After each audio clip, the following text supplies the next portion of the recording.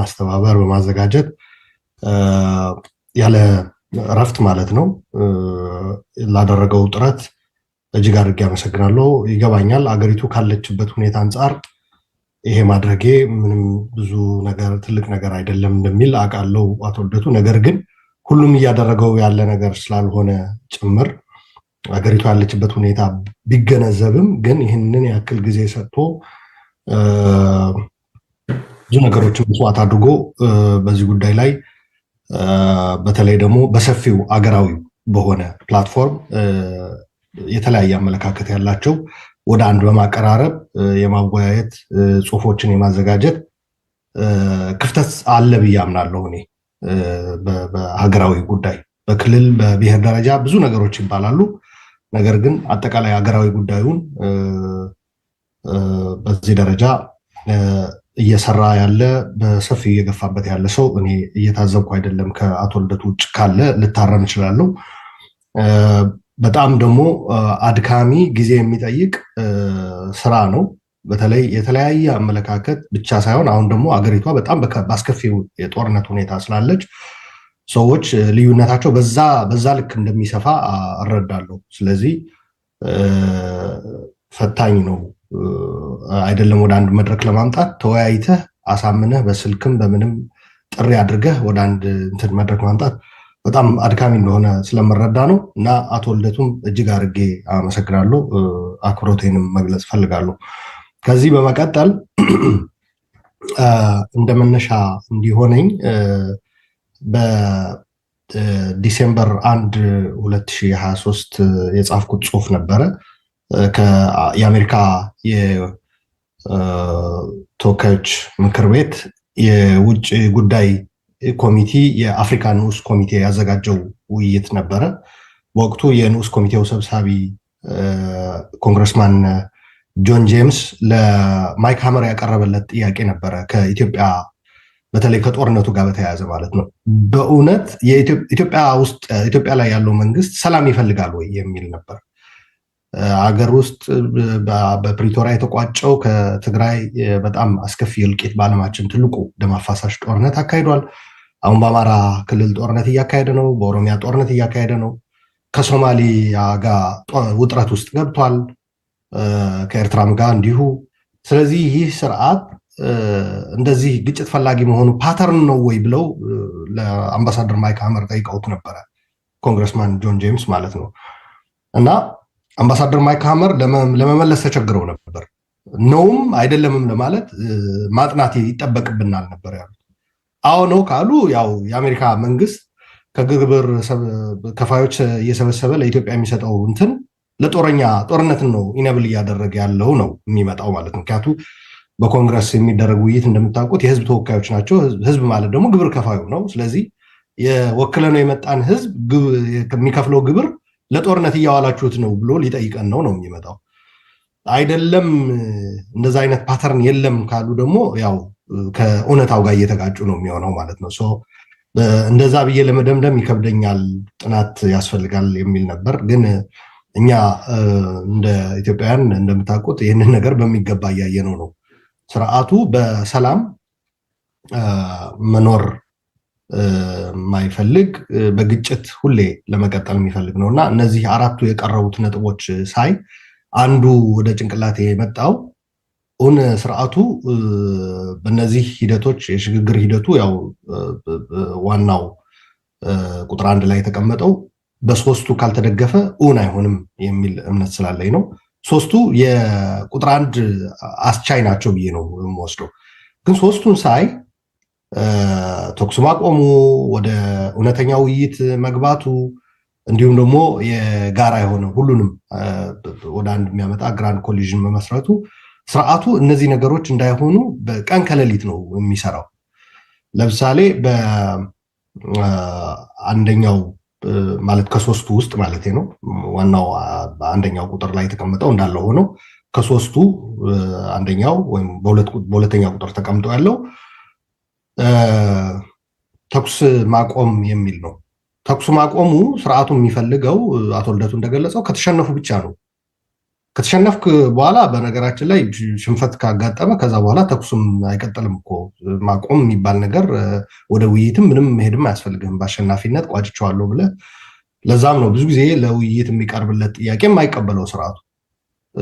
ከትግራይ ጀምሮ ካያችሁት በ3 ሳምንት ደረጃ የመጀመሪያው ኢኒሼቲቭ በአፍሪካ ደረጃ የተወሰደው በሲሪል ራማፎሳ የደቡብ አፍሪካው በኩል ወደ 6 የሚሆኑ የሎካን አባላት ያሉበት በመላክ አዲስ አበባ ከዛም አልፎ ወደ መቀለ ለመሄድም ፍላጎት ነበራቸው። ግን አይሆንም፣ ይሄ የውስጥ ጉዳያችን ነው፣ ደግሞም እንጨርሰዋለን፣ እዚህ ላይ ጣልቃ አትግቡብን የሚል መልስ ነበር የተሰጣቸው። ስለዚህ ስርዓቱ ሁሌ የተኩስ ማቆም የሚያየው አሸናፊ ሆኖ ሲወጣ ብቻ እንደሆነ አድርጎ ነው የሚያስቀምጠው። ስለዚህ ሰላም ፈላጊነቱ አንዱ ጥያቄ ውስጥ የሚገባውም ከዚህ አንጻር ነው።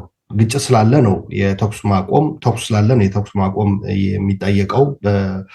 በዚህ በተኩሱ ሂደት ደግሞ የሚደርሰው ሰብአዊ ቁሳዊ ኪሳራ ለማትረፍ ጭምር አስቀድሞ እንትን ለማለት እንጂ ያ ሁሉ ኪሳራ ከደረሰ በኋላ እና አንዱ አሸናፊ በጥቅስ ኢንፋክት አሸናፊ ተሸናፊ ለማለትም ይከብዳል። ይህ ሁሉ ውድመት ከደረሰ በኋላ አገር እንደ አገር ተሸንፎ ከስሮ ሲያበቃ እኔ አሸናፊ ነኝ ብሎ ዲክሌር ማድረግም ራሱ እንትን ውስጥ የሚከት ነው፣ ትዝብት ውስጥ የሚከት ነው። ስለዚህ ያ እንዳይሆን ያ እልቂት ያ ኪሳራ እንዳይመጣ ነው አስቀድሞ ተኩስ የማቆም ጥያቄ እና ወደ ውይይት ያለው ልዩነት በውይይት እንዲፈታ ጥያቄ የሚያቀርቡት። ነገር ግን ስርዓቱ ሁልጊዜ ስለ ተኩስ ማቆም ጥያቄ ሲቀርብለት አይቀበልም።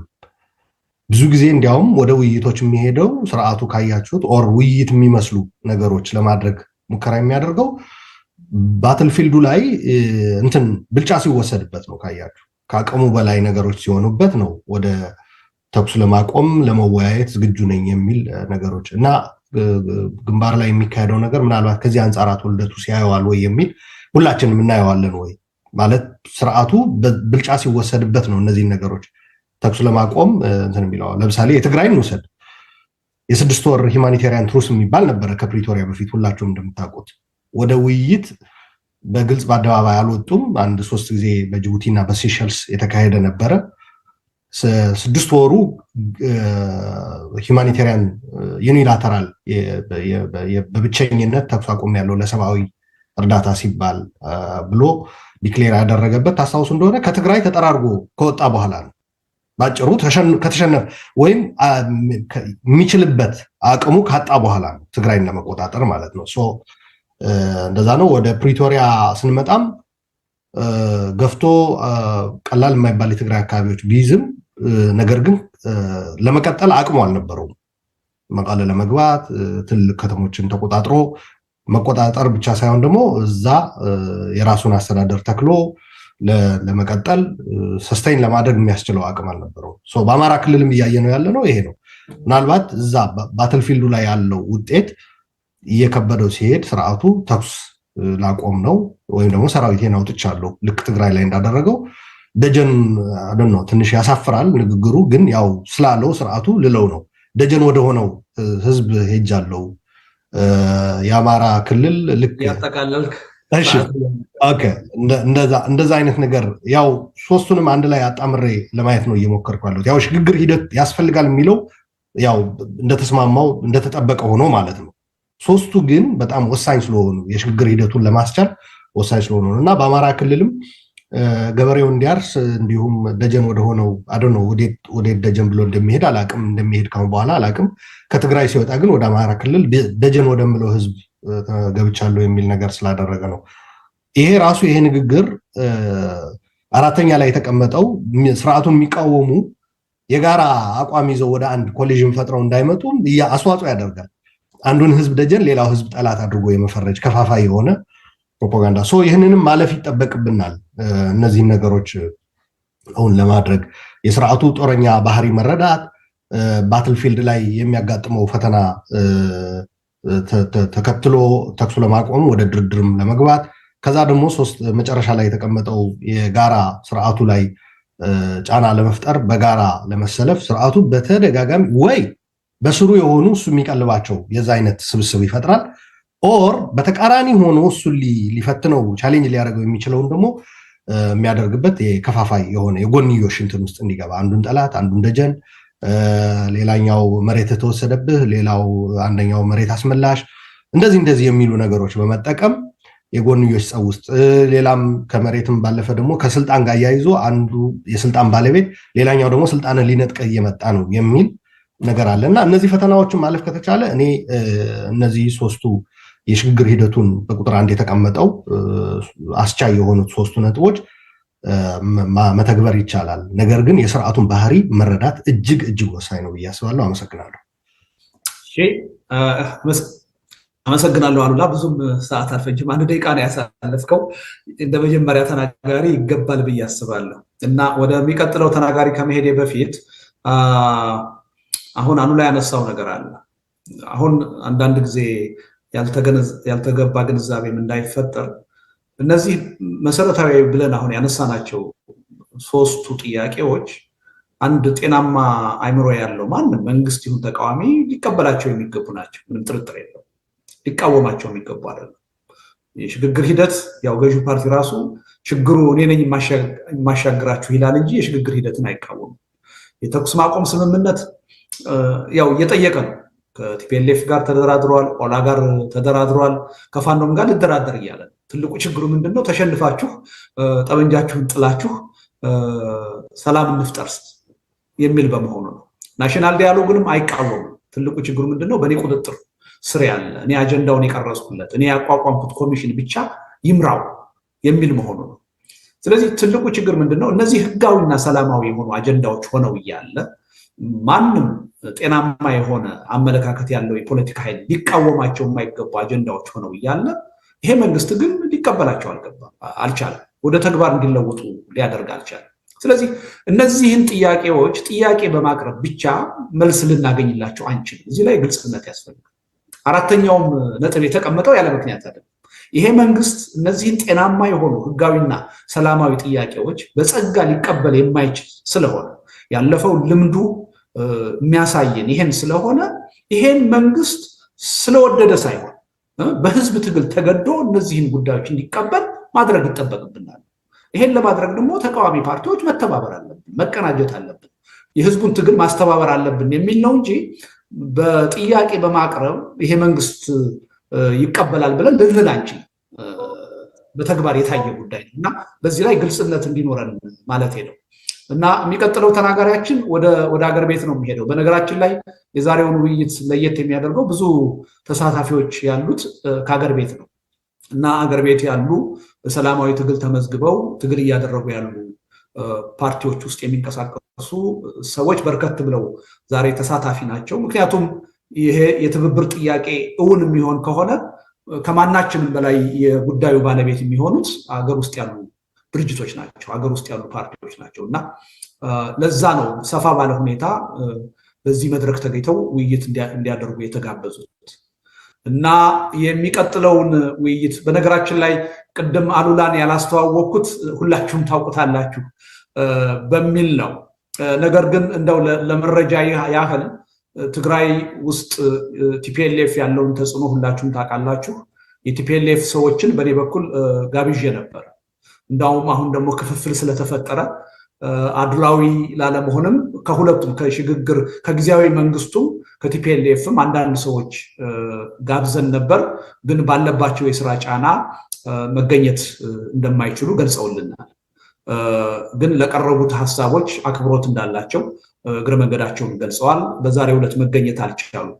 ግን ያው አሉላ ባለው ሰፊ ተሳትፎ ሁልጊዜ በፖለቲካ ጉዳይ የጎላ ተሳትፎ የሚያደርግ ስለሆነ እዛ አካባቢ ያሉትን አመለካከቶች በመወከል ረገድ የራሱ ሚና ይኖረዋል በሚል ነው ዛሬ የጋበዝ ነው። ሌላው አሁን የምንጋብዘው አገር ቤት ካሉ የፓርቲ ሰዎች ውስጥ አቶ ግርማ በቀለ ይባላሉ።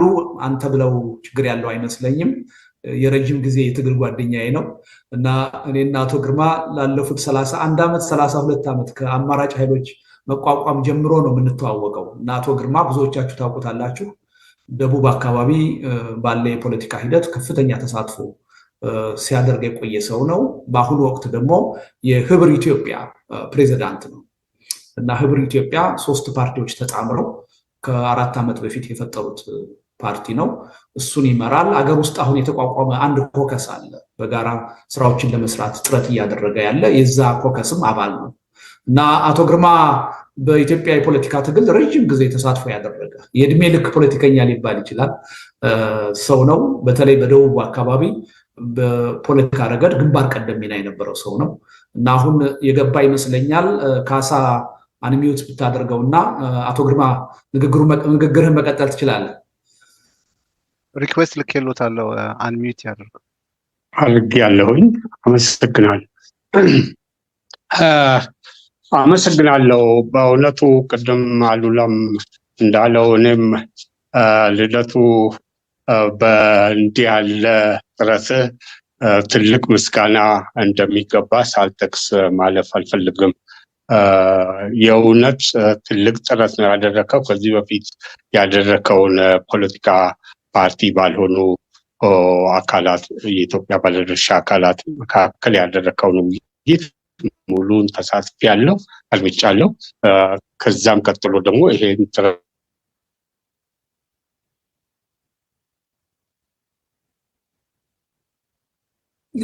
ኔትወርክ ችግር ገጠመው መሰለኝ። እንግዲህ የኢትዮጵያ ጉዳይ ችግሩ ይሄ ነው።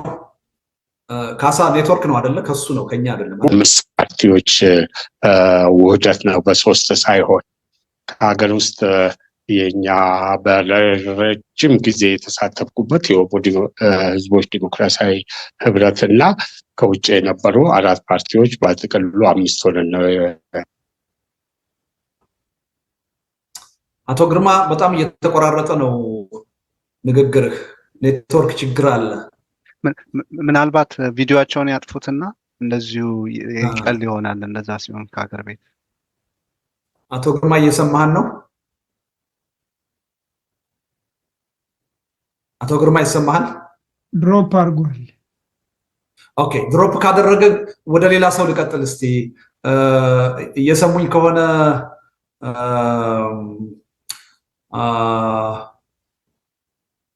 ኦኬ፣ አቶ በቀለ ገርባ እየሰሙኝ ከሆነ አንተ ነው የምለው፣ ጋሽ በቀለንም እንደው ለፎርማሊቲው ያህል ነው አንተ የምለው። እየሰማኸኝ ከሆነ ጋሽ በቀለ ቀጥልና ከዛ በኋላ ግርማ ተመልሶ እንዲገባ እናደርጋለን። አንሚዩት አድርግለት እስቲ ካሳ። ይሰማቸዋል? ይሰማል ጋሽ በቀለ? እሺ፣ በጣም አመሰግናለሁ። ያው እኔም አቶ ልደቱም በማመስገን ልጀምር፣ ግን በምስጋና ብዙም ሳልፈጅ ምስጋና ይድረስ አቶ ልደቱ ለምታደርገው ጥረት በጣም አድናቆት አለኝ እና ዛሬ የላክልን አጀንዳ ላይ በእነዚህ 4ቱ ሀሳቦች ላይ እኔም ከዚህ በፊት የነበረኝንም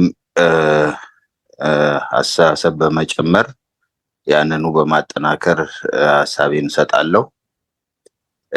ከርዕሱ ብጀምር ያው ዘላቂ ሰላም፣ ሀቀኛ ሀገራዊ ውይይትና ድርድር የሚባሉ ነገሮችን ታነሳለ። ይሄ ዘላቂ ሰላም የሚባለው ነገር ዘላቂ ሰላምን ለማምጣት የፖለቲካ መረጋጋትን ማምጣት ያስፈልጋል። የፖለቲካ መረጋጋትን ለማምጣት ደግሞ ለፖለቲካ ግጭት መንስኤ የሆኑ ነገሮችን ማጣራት እና ለነሱ መፍትሄ መስጠትን ይፈልጋል። ስለዚህ እኛ አሁን እዚህ ያለን ሰዎች ወይም በዚህ መድረክ የምንሳተፍ ሰዎች ወይም የምንወክላቸው ፓርቲዎች እና ቡድኖች ይህንን ማድረግ ይችላሉ ወይ የሚለውን ነገር ሳይ እኔ በጣም ይከብደኛል። ፍላጎቱ አለን፣ አቋሙ አለን፣ እንዲሆን እንመኛለን። ነገር ግን ይህንን ዘላቂ ሰላም ለማምጣት እንችላለን ወይ የሚል ነገር ሳነሳ ትንሽ እኔ በጣም ከባድ ነገር እኛ ከምንችለው በላይ አድማስ በላይ የሄደ ነው የሚመስለኝ እና ምክንያቱም አሁን ያለውን ነገር ብቻ ሳይሆን ወደፊት ግጭቶች እንዳይነሱ ሁሉ መከላከልን ሁሉ ስለሚጠይቅ የህግ ማስከበርን ወይንም ጠንካራ መንግስትን መከባበርን አንዱን ፍላጎት መረዳትን ለመረዳት ዝግጁነትን ተግባራዊ ማድረግን እነዚህ ነገሮች ሁሉ የሚያካትት ነው እና ዘላቂ ሰላምን ማስፈን ትልቅ ፕሮጀክት ነው። ነገር ግን ፍላጎቱ አለን እንዳልኩት እንደዛ እንዲሆን እንመኛለን። ይሄ እንዲጀመር ደግሞ የሽግግር ሂደት ሊጀመር ይገባል የሚል ነገር ተነስቷል። ይሄም ፍላጎቱ አለን። ሽግግር ራሱ ቢደረግ መልካም ነው የሚል እምነት አለኝ እኔ። ነገር ግን አሁን ካለው ነባራዊ ሁኔታ አንጻር ስንመለከተው ይሄ ነገር ይቻላል ወይ? አሁን በስልጣን ላይ ያለው መንግስት ገታራነት ስልጣንን ላለመልቀቅ እየገነባ ካለው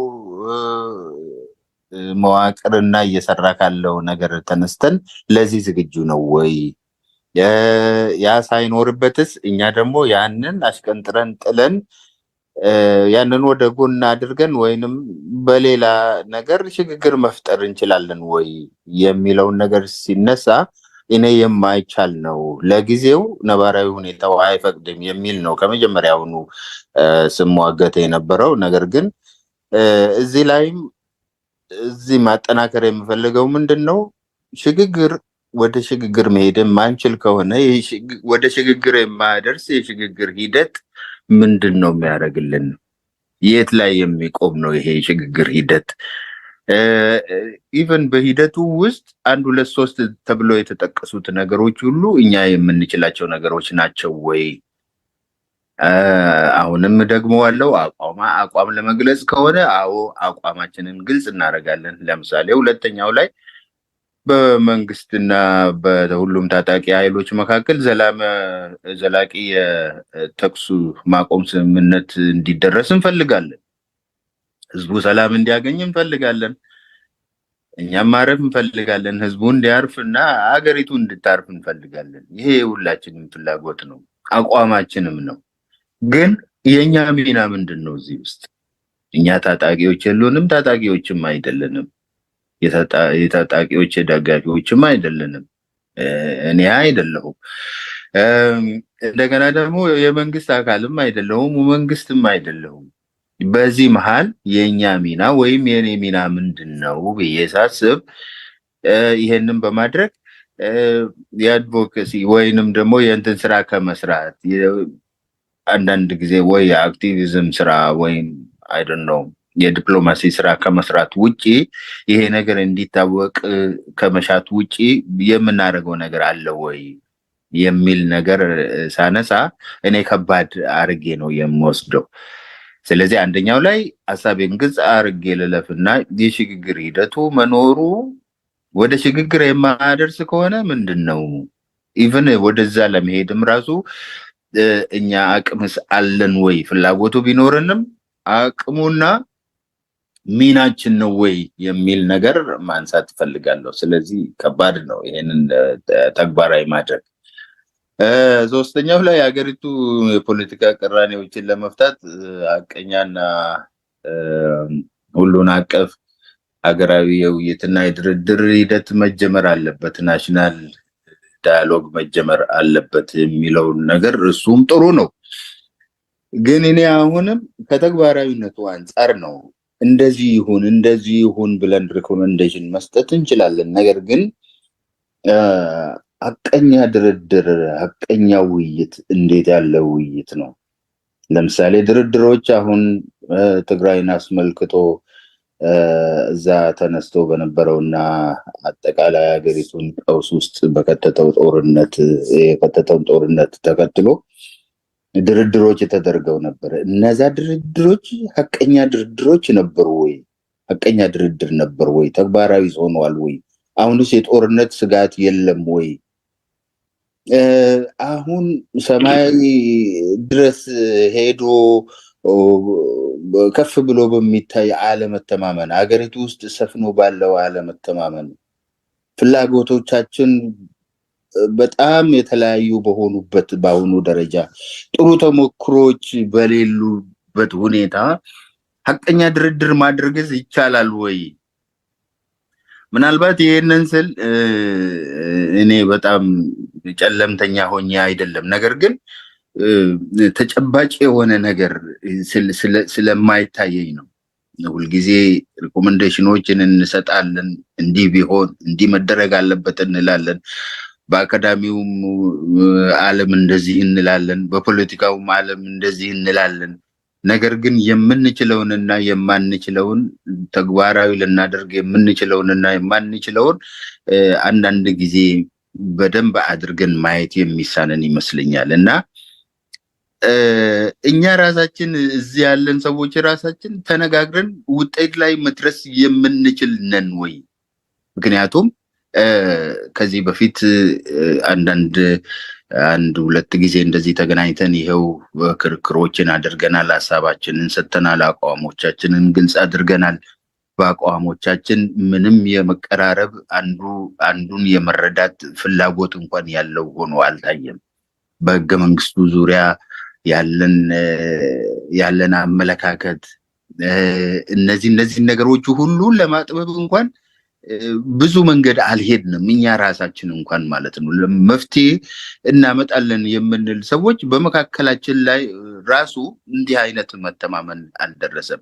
ሁልጊዜ ስለ ኢትዮጵያ ሕዝብ እናወራለን፣ ነገር ግን ለኢትዮጵያ ሕዝብ እንዲህ አይነት ውሳኔዎችን እንዲያሳርፍ እድል ለመስጠት እንኳን ፍላጎት የሌለን ሰዎች በአብዛኛው እና ኢትዮጵያ ሕዝብ ይሄን ይፈልጋል፣ ማንም እንደሚያውቀው ማንም እንደሚገነዘበው ብለን እናወራለን። ይሄ ማንንና እነማንን ነው የሚያካትተው የሚለውን እንኳን በቅጡ የምንገነዘብ አይደለም። እኔ አይገባኝም ብዙ ጊዜ ያውን ኢትዮጵያ ሕዝብ ስንት የኢትዮጵያ ሕዝብ አነጋግሬ ምን አይነት አስተሳሰብ ወይንም ደግሞ ኦፒኒየን ፖል ሰብስቤ ዳታ ሰብስቤ ይሄንን እንደምል አላውቅም። ስለዚህ በኢትዮጵያ ሕዝብ ስም ብዙ ጊዜ እንናገራለን፣ ግን ለኢትዮጵያ ሕዝብ ፍርዱን ትተን አናውቅም አንድም ጊዜ። ስለዚህ እኛ ወደ ሕዝብ ፍርድ ወይንም ደግሞ ሕዝቡ ራሱ የሚፈልገውን ወደ መምረጥ እንዲሄድ የሚያስችል ሁኔታዎችን ማመቻቸት ነው ያለብን የሚል እምነት ነው ያለኝ። ስለዚህ ይህ ሐቀኛ ሀገር አቀፍ የሚባሉ ነገሮች ቢቻሉ ጥሩ ነው። ነገር ግን አሁንም ላሰምርበት የምፈልገው ይቻላል ወይ በሚለው ነገር ላይ ትንሽ እኔ ብዙም ተስፋ የለኝም ለማለት ነው እና መጨረሻ ላይ ስለ ቅንጅቱ መፈጠር ነው። ቅንጅት መፈጠር እንዳለበት ቅንጅት ቢፈጠር ጥሩ ነው። ግን የቅንጅቱ ዋና ዓላማ እዚህ ከላይ ያሉትን ነገሮች ለማስፈጸም ነው የሚል ነው እና አሁንም እንዲሁ መደጋገም ካልሆነብኝ በስተቀር ይሄ ቅንጅት አንድ የተቃዋሚ ኃይሎች ቅንጅት ቢፈጠር ምን አይነት ጫና ሊፈጥር ይችላል የሚለውን ነገር እሺ እና የቅንጅቱ መፈጠሩ መልካም ነው። ግን የቅንጅቱ በዋናነት ከዛ በፊትም ሊያተኩርባቸው የሚገባቸው ነገሮች ያሉ መሆኑን ነው እኔ የምረዳው። ቅንጅት መፈጠሩ በጣም በጣም አስፈላጊ ነው። ከሁሉ በጣም የማምንበት ይሄ ነው። ግን በዓላማው በቅንጅቱ ዓላማ ዙሪያ ለምሳሌ የጥላቻ ንግግር በሀገሪቱ ውስጥ አሁን ባለው ሁኔታ ብንመለከት አሁን ሚዲያዎችን ማዳመጥ በጣም በቃ አንጀታችንን አስረን ነው የምናዳምጠው። ምክንያቱም የሚነዛው ጥላቻ አንድ ሀገር ውስጥ የኖርን ወይንም እየኖርን ያለን ወይንም ደግሞ ለወደፊት የምንኖር እንኳን እስከማይመስል ድረስ ነው ጥላቻ ገኖ ያለው። ፖለቲካው በጥላቻ ብቻ በውሸት ብቻ ሚዲያው በውሸት ብቻ የተመሰረተ በዛ ላይ የቆመ ሆኖ እነዚህ ነገሮች ራሳችንን ከዛ በማራቅና በማቀብ ከዛ በማግለል ምሳሌ በመሆን ተወያይቶ ወይም ተቀራርቦ በመነጋገር በሚዲያዎች ላይ እንዲህ አይነት የመከባበርና የመተሳሰብ አንዱን የመቀባበል እንዲህ አይነት ሁኔታዎችን ማንጸባረቅ እንኳን አንድ መድረክ ይፈጥርልናል። እንዲህ አይነት ቅንጅት አሁን ያለውን የጥላቻ ፖለቲካና የጥላቻ ንግግር ረገብ ያደርገዋል የሚል እምነት አለኝ። ምክንያቱም አሁን ያለው ነገር አይደለም እኔን የሚያስፈራኝ። ምናልባት ወደፊት ሊሆን የሚችለውን ነገር አንዳንድ ጊዜ ለማሰብ አልፈልግም፣ ግን እንደው ሊሆን የሚችለውን ነገር ስናስብ እጅግ በጣም ያስፈራል። ምክንያቱም አሁን እየተሰራጨ ካለው የጥላቻ ንግግር ማለት ነው። ስለዚህ ይሄን ቅንጅት መፍጠሩ፣ መነጋገሩ፣ አንድ ላይ መቀራረቡ ለእንዲህ አይነት ነገሮች ያግዛል የሚል እምነት አለኝ። አመሰግናለሁ። እሺ፣ በጣም ነው የማመሰግነው ጋሽ በቀለ። ግን ምናልባት በአንድ ተጨማሪ ደቂቃ ትንሽ ሀሳብ መስጠት የምትችል ከሆነ አሁን ሶስቱ ነገሮች ላይ የሰጠው አስተያየት አለ። ሽግግር ለመፍጠር አይቻልም ወይም አስቸጋሪ ነው የሚል ነገር ገልጸሃል። ሀቀኛ የውይይትና የድርድር ሂደትን ማካሄድ አስቸጋሪ ነው፣ ይቻላል ወይ ብለሃል። የተኩስ ማቆም ስምምነትም እኛ እሱን የማድረግ ሚና አለን ወይ፣ ዘላቂ የተኩስ ማቆም ስምምነትስ ማድረግ ይቻላል ወይ ብለሃል። ይሄን ካልክ በኋላ ግን ባለፈውም ውይይት አሁንም እየጠቆምክ ያለው እንደ መፍትሄ ምርጫ ነው። እነዚህ ሽግግር ማድረግ የማይቻል ከሆነ፣ ሀቀኛ ዘላቂ የተኩስ ማቆም ስምምነት ማድረግ የማይቻል ከሆነ፣ ሀቀኛ ናሽናል ዲያሎግ በዚህ ሀገር ማድረግ የማይቻል ከሆነ የህዝብን ጥቅም የሚያስጠብቅ ወይም የህዝብን ውሳኔ የሚያከብር ምርጫስ ማድረግ ይቻላል ወይ? አስተያየት ብትሰጥበት። እኔ አንደኛ ነገር ይብዛም ይነስ ደካማም ይሁን ምንም ይሁን ወደ ተግባር አልተተረጎመም እንጂ የምንገዛበት ህገ መንግስት አለ፣ ያስኬዳል የሚል እምነት አለኝ። ህግ አለ፣ ዓለም አቀፍ ህጎች አሉ። ኢትዮጵያ የተቀበለቻቸው ዓለም አቀፍ ህጎችና ድንጋጌዎች አሉ። የዓለም ማህበረሰብ ሊረዳን የሚችልባቸው ብዙ መንገዶች አሉ። ምናልባት እኛ አሁን የሽግግር መንግስት እንዲቋቋም ፑሽ በምናደርግበት ጊዜ ጣልቃ ገብነት ስለሆነ ምንም አይነት የውጭ ገዛ ሁሉ የምናገኝ አይመስለኝም። ነገር ግን ፍሪ ኤንድ ፌር ኤሌክሽን ለማካሄድ ከሁሉም አካባቢዎች እርዳታና ድጋፍ ማግኘት የምንችልበት፣ እነዚህ ተቋማት ገለልተኛ ሊሆኑ የሚችሉበት፣ ህዝቡ አሁን የያዝነውን አመለካከት ይዘን እኔ ይህንን ይዤ እወዳደራለሁ፣ እኔ ብመረጥ እንዲህ አደርጋለሁ፣ ሀገሪቱ በዚህ ሁኔታ እንድትመራ እፈልጋለሁ ብሎ ሀሳቡን ለህዝቡ በመሸጥ ህዝቡ በሚሰጠው መሰረት ከዛ የተወሰነ ህጋዊነት ተላብሰን አንድ ብለን እንኳን የተሟላ እንኳን ባይሆን ከአንድ ቦታ ጀምረን አሁን ካለንበት ትንሽ ፈቀቅ ብለን ህዝቡ ትንሽ ሰላም አግኝቶ ትንሽም ሰርቶ በልቶ ኖሮ ወደፊት ላሉ ነገሮች ደግሞ እየተዘጋጀንና ወደፊት እየገሰገስን ብንሄድ ጥሩ ነው የሚል እምነት አለኝ። ለዚህ ደግሞ ብዙ ድጋፎችን ልናገኝ እንችላለን፣ ብዙ ጫና ማሳደር እንችላለን። የግድ ይሄንን ልታደርግ ይገባል መብቴም ነው እንዲህ አይነት ምርጫ ማካሄድን ለማለት አሁን በማንኛውም ሰው ፊት ቆሜ መናገር እችላለሁ። ነገር ግን ሽግግር መንግስት ይቋቋም ብዬ ለመናገር እኔ ፊት ቆሜ መናገር አልችልም ለማለት ነው። በጣም ነው የማመሰግነው ጋሽ በቀለ። ግን ተሳታፊዎች ግንዛቤ እንዲወስዱ፣ አድማጮችም ግንዛቤ እንዲወስዱ ዛሬ የቀረበው አጀንዳ የሽግግር ሂደት ነው እንጂ የሽግግር መንግስት አይደለም። በሽግግር መንግስት ጉዳይ ልዩነት ስላለን እሱን ወደ ጎን እናቆይና በሽግግር ሂደት ጉዳይ ላይ እንነጋገር ብለን ያቀረብነው። አንተ አሁንም እያወራህ ያለው ጋሽ በቀለ ስለ ሽግግር መንግስት ነው። እሱ አይደለም አጀንዳችን። አንድ መታወቅ ያለበት ጉዳይ ነው። በደንብ ተረድተኝ ከሆነ ወደ ሽግግር የማይወስድ የሽግግር ሂደት እሱ ገብቶኛል። ግን የሽግግር መንግስት እያልክ ደጋግመህ ስለተናገርክ አጀንዳችን ስላልሆነ ነው ዛሬ ልጨርስ። ይቅርታ። ሌላው አሁንም በኢንፎርሜሽን ደረጃ እስከሚገባኝ ድረስ ዓለም አቀፉ ህብረተሰብ ኢትዮጵያ የተሳካ የሽግግር ሂደት እንድታደርግ ድጋፍ ይሰጣል። ምንም ጥርጥር የለው። አሁንም በመንግስት በኩል ከፍተኛ ድጋፍ እየጠየቀ ያለው አገሪቱን እያሸጋገርኳት ነው፣ ላሸጋግራት ነው እያለ ነው። እና የሽግግር ሂደትን የሚቃወም ዓለም አቀፍ ማህበረሰብ የለም። አንድ የተኩስ ማቆም ስምምነትን ማንም የሚቃወም የውጭ መንግስት፣ ዓለም አቀፍ ህብረተሰብ የለም። ተኩስ እንዲቆም እንደውም እየወተወቱ ነው፣ ግፊት እያደረጉ ነው። ሀቀኛ የሆነ ናሽናል ዲያሎግ እንዲካሄድ ማንም የሚቃወም ዓለም አቀፍ ማህበረሰብ የለም። እንዳውም ሀቀኛ የሆነ ናሽናል ዲያሎግ እንዲካሄድ ድጋፍ እያደረጉ ነው፣ እየወተወቱ ነው። እና ከነዚህ በተለየ ምርጫ የተለየ ድጋፍ አለው ልንል የምንችል አይመስለኝም። ምርጫንም ይደግፋሉ፣ ምንም ጥርጥር የለም።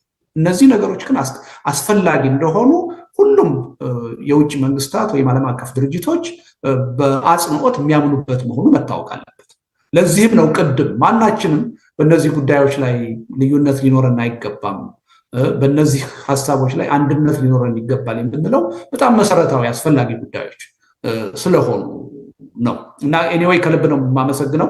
ወደ ክርክር እንዳይወስደን ግን ክላሪቲ እንዲኖረው በሚል ነው። መምህር ደምሰው በስራ ምክንያት ቀድሞ ስለሚወጡ ከይቅርታ ጋር ቅድሚያ እድል እንስጣቸው። ሰሜን አሜሪካ ነው የሚኖሩት፣ የጋሞ ተወላጅ ናቸው።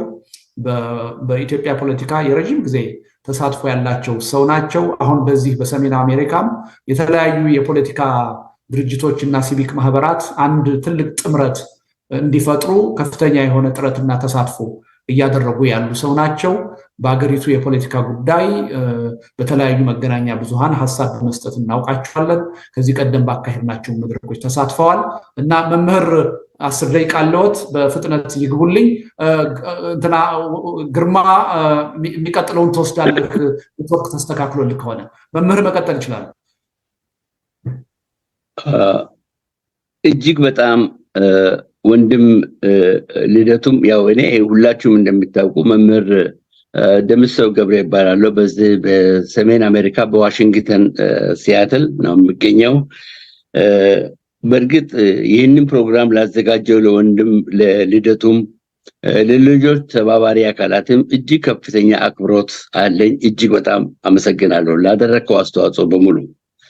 አሁን በዚህ በቀረቡት 3 የመወያያ አጀንዳዎች ላይ አንደኛ ሀገራችን እናት ሀገራችን ህዝቧ በታሪኳ ያላየችው መከራና ግፍ እጅግ ከፍተኛ መሆኑ ማንም የሚያጠያይቅ ነገር አይደለም። ሁላችንም በህብረት በአንድነት ከዚህ የከፋ አደጋ ሳይመጣ ወደ አንድነት በጋራ ተሰብስቦ መነጋገሩ መቀራረቡ እጅግ በጣም ትልቅ ነገር ነው ወንድም ልደቱ ያደረከው።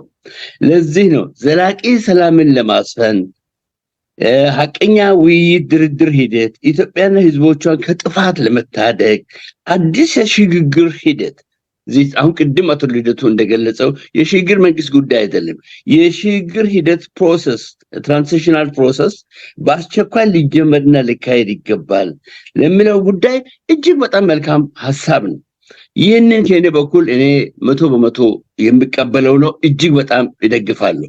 አሁን አብዛኞቻችን ሰዎች ምንድነው የሽግግር መንግስት ነው የሽግግር ፍትህ ነው ወደዛ አይደለም እኮ ገና ፕሮሰሱ ላይ እኛ መስማማት አለብን።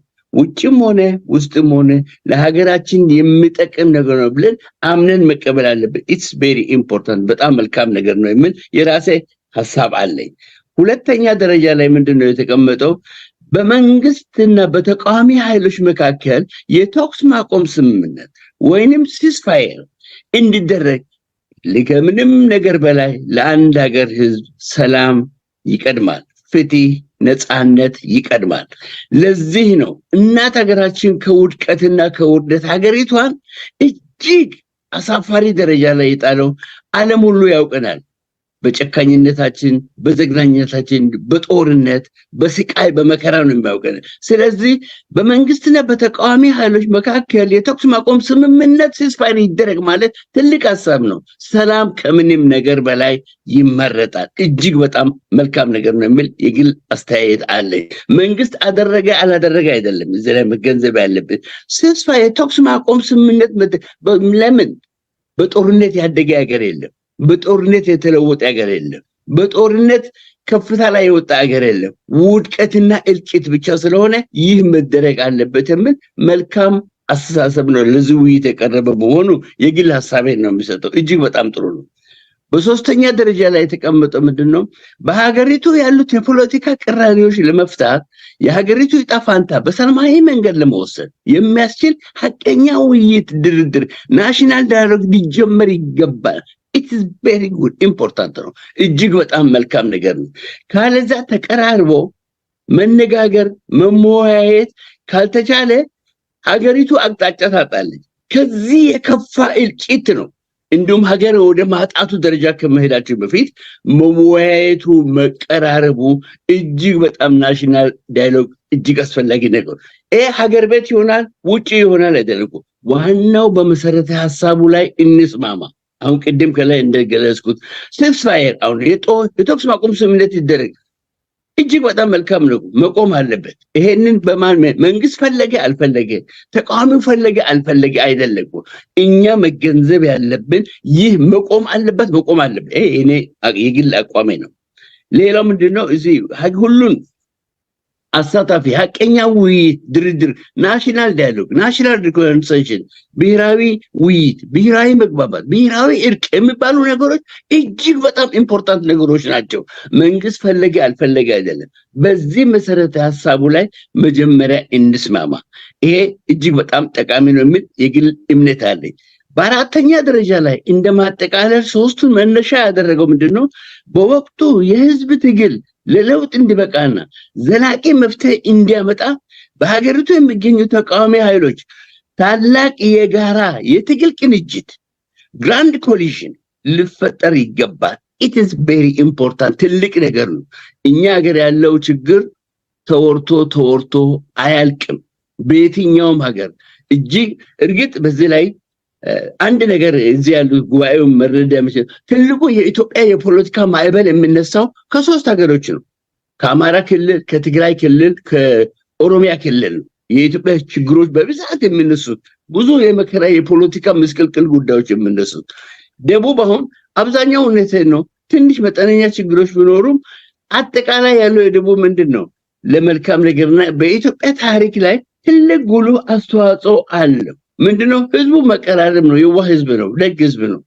ትልቁ ሀገራችን ማየት ያለበት ምንድነው የሚፈጠሩት የተለያዩ የፖለቲካ ችግሮች ሁሉ በቅንጅት ወደ አንድ አካባቢ ወደ አንድ አካታች ነገር ካልመጣ ሀገራችን እጅግ የባሰ አደጋ ይገጥማታል። ለዚህ ምንድነው በዘር፣ በቀለም፣ በብሔር፣ በጎሳ ሳንለያይ ከጥቃቅን ክፍተቶችን አስወግደን ከግል ጥላቻ ርቀን እኔ ያልኩት ካልሆነ ከግትር ሐሳብ ልዩነቶቻችን አስወግደን በመቻቻል በመተሳሰብ እናት ሀገራችን በህብረት በአንድነት ቆመን ለትልቅ ዓላማ ማብቃት የሚገባ የእያንዳንዳችን የዜጎች ግዴታ ነው።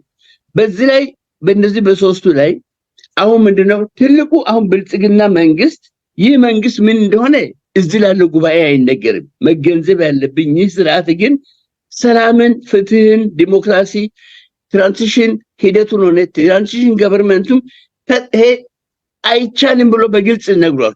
ስለዚህ እኔ ያልኩት ካልሆነ ከዚህ ግትር ሐሳብ የሚላቀው እናት ሀገራችንን ከውርደትና ከውድቀት የምናነሳው ሁላችንም ኢትዮጵያውያን ኢትዮጵያ ማለት ኦሮሞ ማለት ናት። ኢትዮጵያ ማለት ትግሬ ማለት ናት። ኢትዮጵያ ማለት አማራ፣ ጋሞ ናት፣ ጉራጌ ናት በሚል ወደ አንድነት ስንቀራረብ ነው። ለዚህ ነው ውይይት አሁን ቅድም ትልቅ ሐሳብ ነው ናሽናል ዳያሎግ ብሎ ወንድም ልደቱም ሆነ ይሄ ፕሮግራም ያዘጋጁ አካላት ያቀመጡት እስቲ እንቀራረብ። እዚህ አሁን እኮ እዚህ አካባቢ ዋሽንግተን ዲሲ 30-40 ድርጅት እኮ ነው ያለ። ኢትዮጵያ በፖለቲካ ቀውስ ውስጥ ነው። አንድ አሁን ፋኖ ብናይ 5-6 ምክር ቤት ነው እኔ ዜና ያለሁበትን ቦታ ያለው ግሎባል ፋኖ፣ ሳይበር ፋኖ፣ ትንሳኤ ፋኖ፣ ዓለም አቀፍ ፋኖ የማይሰጥ ስም የለም። እባካችሁ እንቀራረብ፣ አንድ እንሁን። ኢትዮጵያ የሁላችንም የጋራ ሀገር ናት። ለዚች ሀገር ምንድነው ወደፊት እኛ የምንመኘውን ነገር አንድ ለመሆን አንድ ህዝቦች ነን፣ የአንድ አባት ልጆች ነን። ለዚህ እንደ መፍትሄ የሚያስቀምጠው እናት ሀገራችንን ከውርደትና ከውድቀት ለመጠበቅ ኢትዮጵያ አድን ዓለም አቀፍ የጋራ ህብረትን መፍጠር አለብን። ይህንን ከፈጠርን ነው ይሄ ኮሚቴ ይሄ አሁን ያለው ስብስብ እውነት ወንድማችን አቶ ልደቱ በሚያደርገውም ሁላችንም በጋራ ተሰብስበን ወደ አንድ አምብሬላ ኦርጋናይዜሽን ውስጥ መምጣት አለብን። ይህ ነው ውይይትኛ ጀመርን። በህገ መንግስት አንድ ያልሆን ሰዎች በባንዲራ አንድ ያልሆን ሰዎች ዓለም ላይ ብዙ በርካታ ሀገሮችን አይተናል። ከታሪክም እንደምንማር ከሆነ እኔ በሙያዬም የታሪክ መምህር ነኝ። ግን በርካታ ነገሮች አሉ። የዚች ሀገር ችግር የምንፈታው በውይይት ነው፣ በመቀራረብ ነው፣ በመነጋገር ነው። ለዚህ ነው አንድ አሁንም ቢሆን ሌላ ፖለቲካ ፓርቲ ሌላ ነገር ይፈጠር ማለት ሳይሆን ኢትዮጵያ አድን አንድ ዓለም አቀፍ የጋራ ግብረ ኃይል ንቅናቄ እኛ መመስረት አለብን። ይሄ ነው በውጪ ያለነው እንኳን አንድ አይደለንም እኮ 12 የአማራ ድርጅት አለበት አካባቢ ነው እኔ አሁን ያለሁበት። ሌሎች ደግሞ ምስቅልቅል ሀገሪቷን እዛ መሬት ላይ ላለ ሁሉ ከፍተኛ ጠንቅ የሆነ ሁኔታ ነው። ስለዚህ ወንድሞቻችን እኔ ነገሮችን ለማጠቃለል ያህል በወንድም ልደቱ የቀረበው ይህ ሐሳቦች ሁሉ መልካም ናቸው። አሁን መንግስት ፈቀደ አልፈቀደ አይደለም፣ እኛ እንቀራረብ፣ እኛ እንነጋገር፣ በአንድ አምብሬላ ውስጥ ገብተን እንወያይ። የሀገራችንን መሰረታዊ ችግር ምንድነው እንበል። እናት ሀገራችን ከውርደትና ከውድቀት ለመጠበቅ ሁላችን ወደ አንድ አምብሬላ በዚህ 2017 የሁላችንንም የጋራ የሆነችዋን ሀገር በጋራ እንመስርት፣ በህብረት አንድ እንሁን። የኢትዮጵያ ችግርም ለዘላቂነት ይፈታል። እጅግ በጣም ወንድም ልደቱ አመሰግናለሁ። ይህን ፕሮግራም ያዘጋጃችሁ ታዳሚዎችን ሁሉ አመሰግናለሁ። እኔ በአጋጣሚ አስቸኳይ ስራ ሆስፒታል ውስጥ ስላለኝ ስለሚሄድ ነው። በመጪው ጊዜም ለአስፈላጊው ነገር ሁሉ ከጎናችን አይዛችሁ በርቱ። በአንድ አምብሬላ ውስጥ የአንድ አባት ልጆች ነን። እጅግ በጣም አቶ ልደቱ አመሰግናለሁ። ታንክ ዩ ሶ ማች ሲ ዩ መምህር ደምስ በጣም ነው የማመሰግነው። አንድ 25 ሰከንድ አትርፈው ነው እንደውም በጊዜው የጨረሱት እና በጣም ጥሩ ውጤታማ የሆነ ንግግር ነው ያደረጉት። በአግባቡ ሰዓቱን ተጠቅመውበታል። ግርማ ወንድም ግርማ ኔትወርክ ደህና ከሆነ እስቲ አሁን ቀጥልልን። አመሰግናለሁ። እሺ አሁን ጥሩ የሆነ ይመስለኛል። መብራትም መጥቷልና እሞክራለሁ። እንግዲህ በቅድሚያ ከዚህ በፊት እንደተናገሩ ሰዎች ሁሉ እኔም ልደቱ በእውነቱ ትልቅ ጥረት ነው እያደረክ ያለው። ለዚህ ምስጋናና አድናቆቴን ልገልጽልህ እወዳለሁኝ። ከዛ በመቀጠል ጊዜ ለመሻማት የአሉላን አባባል እኔ ቀድሜ ከተመለከትኩት ጋር የሚስማማ ሆኖ አግኝቻለሁ። ይሄውም አሉላ ሶስቱ የአዲስ የሽግግር ሂደት አስቻይ ሁኔታዎች ናቸው የሚለውን እኔ ሼር አደርገዋለሁ። ስለዚህ ለእኔ አቀራረብ የአጀንዳ አሬንጅመንት ቢኖር የተመለከትኩት አለ። ከሁሉም በፊት መሆን ያለበት የብሔራዊ መግባባትና ሀገራዊ እርቅ ጉዳይ የሚቀጥሉትን ሶስት ጉዳዮችም የሚያሳየን ስለሚሆን ይሄኛው ከሁሉ በፊት መሆን ያለበት ነው። ለዚህ ደግሞ የተቀመጠው የተኩስ አቁምና አስተማማኝ ሰላም ማስፈን የግድ የሚሆንበት ሁኔታ አለ። ብሔራዊ መግባባትና ሀገራዊ እርቁን ተወያይተን በምንደርስበት ጭብጥ መሰረት ያኚ ሶስቱ የተኩስ አቁምና አስተማማኝ ሰላም የማስፈን የጋራ ትግል መድረክን የመፍጠርም ሆነ አዲስ የሽግግር ሂደትን የማድረግ ጉዳይ በዚህ ውይይት ውስጥ ቅድም አቶ በቀለም ሲያነሱ የነበሩትን ችግሮችና ጥያቄዎች ፈተን የምናልፍበትና ሀቀኛ ሁሉን አሳታፊ ላሉ የፖለቲካ ኃይሎች በሙሉ የተደራጁ ህጋዊ በትጥቅ ትግልም የተሰማሩት ሁሉ የደህንነት ዋስትና ለሁሉም የፖለቲካ ፓርቲዎችና የፖለቲካ ኃይሎች ዋስትና የሚሰጥበትና ለፖለቲካ ሽወዳና ማጭበርበር ሳይሆን በፖለቲካ ቁርጠኝነት ለዘላቂ ሰላምና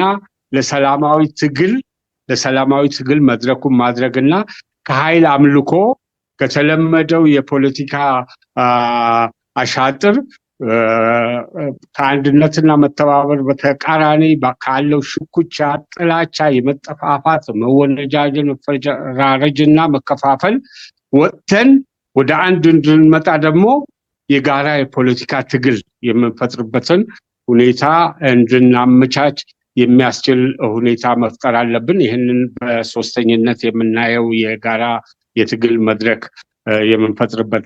እነዚህን ካደረግን ይህንን እንዴት እናስፈጽም ለሚለው አዲስ የሽግግር ሂደት ውስጥ መግባት አለብን። እስካሁን የተለያየ ጊዜ ያገኘናቸው የሽግግር እድሎችን ያጣንበት ነው።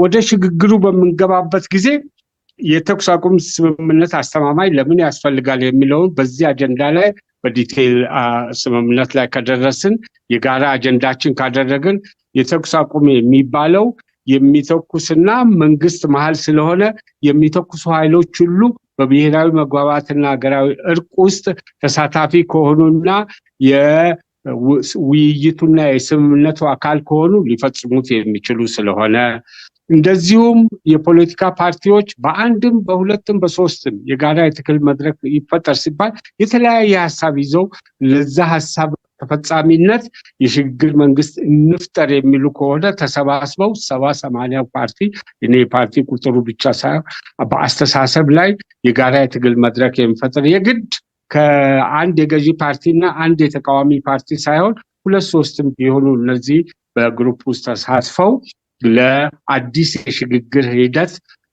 በፈጠር ሁሉም በአንድ ሀሳብ በተወሰኑና በተስማሙባቸው አጀንዳዎች ላይ መስማማትና አብረው መስራት እስከቻሉ ጊዜ ድረስ ይሄ የማይቻልበት የለም። በአጠቃላይ አጀንዳዎቹን ሁሉ የሚቀበላቸው ሆኖ የመጀመሪያ የተቀመጠው ዘላቂ ሰላም በማስፈን በሐቀኛ የውይይትና የድርድር ሂደት ሀገሪቷንና ህዝቦቿን ከጥፋት ለመታደግ የሚያስችል አዲስ የሽግግር ሂደት የሚለው ነገር ከነዚህ ከሶስቱ ቀጥሎ የሚመጡ እነዚህን አስቻይ ሁኔታዎች በመፍጠር ላይ ተስማምተን አራተኛውና እነዚህን አስቻይ ሁኔታዎች ከፈጠረን በኋላ ወደዚህ የዘላቂ ሰላም ጉዳይና አዲስ የሽግግር ሂደት መሻገር አለብን ነው የምለው። ይህንን ካልኩኝ በኋላ በዚህ ላይ ያለኝን አራቱም አጀንዳዎች ላይ ከቅደም ተከተሉ ማለትም የመጀመሪያው አራተኛ ከመሆኑ ውጪ ሁሉንም የሚቀበላቸው ሆኖ ይህንንም ከባለፈው ስብሰባችሁ ሙሉ ተሳትፊ ያለሁኝ አድምጫ ያለሁኝ ከዛ የመነጩና በጥንቃቄ የወጡ አጀንዳዎች ስለሆኑ በአጀንዳ አዘገጃጀትም አደርጋለሁ። ግን እስካሁን ድረስ ቅድም አቶ በቀለም ያመጣውን ስጋት እኛ አሁንም በፖለቲካ አስተሳሰባችንም የፖለቲካ ልምምዳችንም እንዲቻልና እንዲፈቀድ አይነት ነገር ላይ ማሰብ የለብንም። ልንታገለው አሁንም በተለያየ ፖለቲካ ትግል ውስጥ ያሉ ሰዎች መስዋዕትነት ከመክፈል አልቀረም። ይሄ መስዋዕትነት ሁሉ የማይቻል ነገር የለምና ያንን ለማስቻል የሚደረግ ትግል ጥረት ነው። እንደ እውነቱ ከሆነ የጋራ የፖለቲካ ትግል መድረክ የሚባለውን ነገር እኔ ራሴን እንትን አልበል እንጂ ከደቡብ ህብረት የኛ ፓርቲ ከተመሰረተበት ከ4 ወር ጀምሮ ከ1984 ደቡብ ህብረት ከሚለው ጀምሮ ደቡብ ህብረት፣ አማራጭ ኃይሎች ምክር ቤት፣ ኢትዮፖድ፣ መድረክ፣ ህብረት 33ቱ 9ኙ በህብር ከዛ ደግሞ አብሮነት ብለን 3 ፓርቲዎች ከዛ የጋራ ምክር ቤት ውስጥም እንደው ወደ አንድ ትግሉ እንዴት እናመጣለን የሚለውን ነገር እንዲመጣ በትልቅ ጉጉት ሰርተን አልተሰለቸውም። እኔ የግሌን ነው የምነግረው። ቶማስ ኤዲሰን ዛሬ የምናይበት እንትን ለማለት 999 ጊዜ ወድቆ ሞከርኩኝ። የማይቻልበትን መንገድ 999 ጊዜ አረጋገጥኩ እንጂ አልወደቅኩም ብሎ ግን በመጨረሻ ኤሌክትሪክን ያመነጨል እንደመሆኑ አሁንም እዚህ አገር ውስጥ የፖለቲካ ፓርቲዎች ጥምረት አንድነትና አብሮ የመስራትን ሁኔታ ከምር የፖለቲካ ቁርጠኝነቱ ካለና የአገራችን ችግር ያለችበት አጣብቂኝ ሁኔታ በትክክል ከተረዳ በውስጥ ያለውን አለመረጋጋት ከጎረቤት ሀገሮች ጋር ያለውን ጤናማ ያልሆነ ግንኙነትና ውጥረት በዓለም አቀፍ ግንኙነታችን ላይ እና በዲፕሎማሲያችን ላይ የደረሰውን ክስረት ከፍተኛ የኑሮ ውድነቱና ረሃቡን ሁሉ ካገናዘብን አሁንም ለነዚህ መፍትሄ ለመስጠት መሰባሰብ አስፈላጊ ነውና እኔ የቀደም ባቀረብኩት ቅደም ተከተል መሰረት እነዚህን አጀንዳዎች ትሪት ብናደርግና ብንቀበላቸው ይህንን ወደ አንድና ደረጃ ማድረስ እንደሚቻል እንትላል።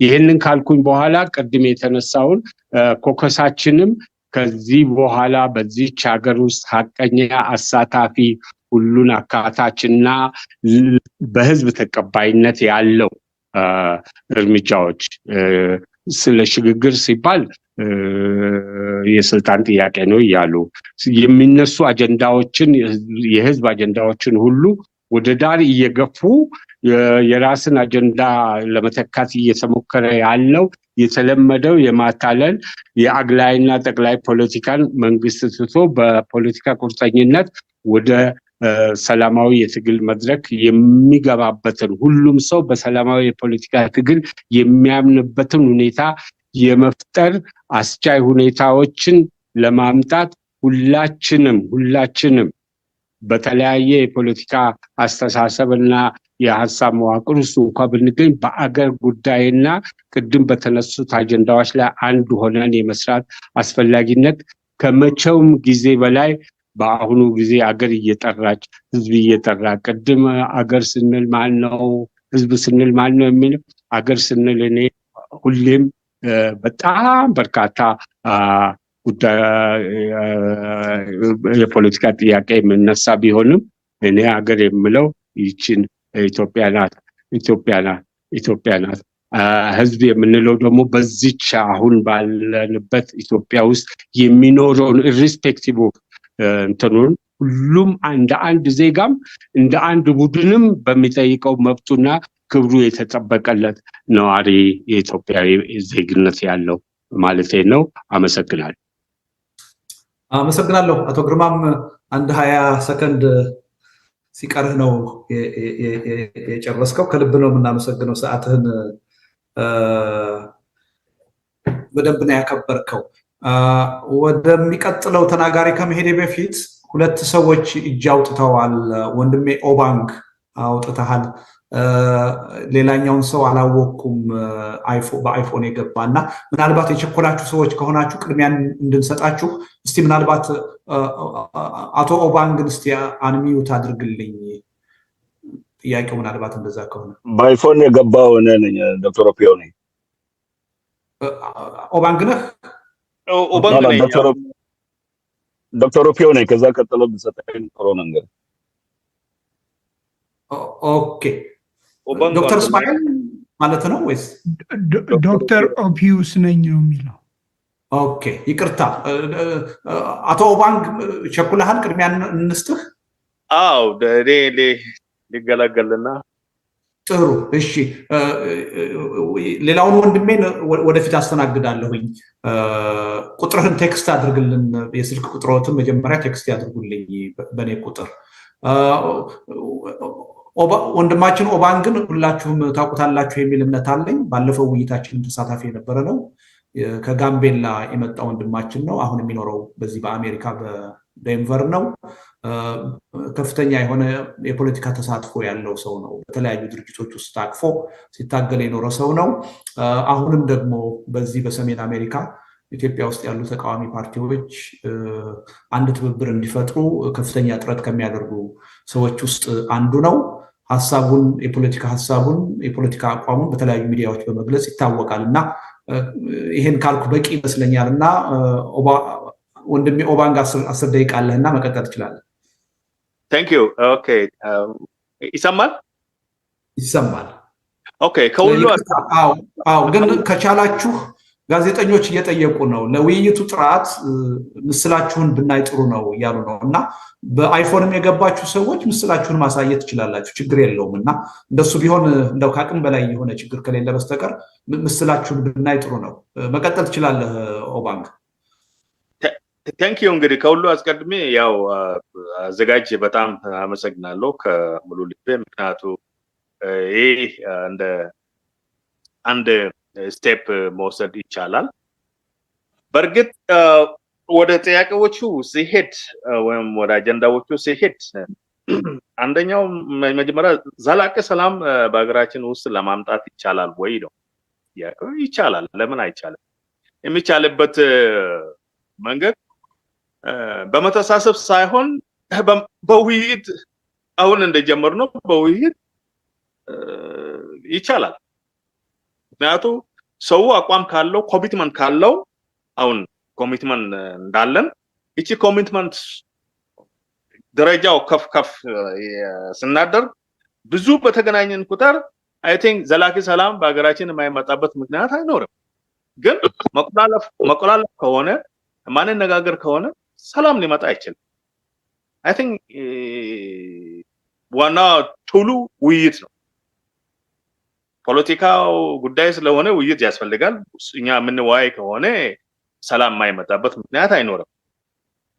ሌላው የሽግግር ሂደት መፍጠር አስፈላጊ ነው ወይ አስፈላጊ አይደለም? አይ ቲንክ ሁላችን ሽግግር እንፈልጋለን። እንደም የጠቅላይ ሚኒስትሩ የመጀመሪያ አጀንዳው ልክ ዙረት ሲጀመር አገሪቱ ውስጥ አሸጋግራቸዋለሁ ብሎ ነበር። እንግዲህ እስከ ዛሬ ድረስ አሸጋግራቸዋለሁ ያለ ነው። እንግዲህ እኛ ተስፋችን አልቆረጥንም። እኛ የምንፈልገው ሽግግር ነው። ሂደቱ እንግዲህ መጀመሩ አይ ቲንክ ኢስ ኢምፖርታንት። ምክንያቱም አገተ ማለት ባለፈው እሱ እንዳለው በዚህ ሀገር ውስጥ ሽግግር መንግስት የሚባል ነገር አይታስብም ብሎ ገምድሞታል። እሱ ግለሰብ ነው። በኔ ግምት እሱ ግለሰብ ነው። ፓወር ነው ያለው። ያ ፓወር ደግሞ እንደ የራሱ ኢንስቲትዩሽን ከወሰደ እና እንደዛ አይነት ሀሳብ ጀነሬት ካደረገ ኢስ ሮንግ። ችግሮች ካለው ሽግግር እንዳማራጭ ሆኖ ህዝብ ከተማመነበት የማይፈጠርበት ወይ የማይደረግበት ምክንያት አይኖርም። አይ ቲንክ ፕሮሰሱ መጀመሩ እና እሱ እንደዛ አይነት ነገር ብናገርም የፕሮሰሶቹ ሂደቶች ቢደረግ አስፈላጊ ነው። ምክንያቱም አንድ የሰላም መንገድ እሱ ነው። ሌላው እንግዲህ ቅራኔዎችን እና እንትኖች በውይይት እንትን ማድረግ ይቻላል ወይ? ይቻላል። ያው ቅድም እንዳልኩት ነው።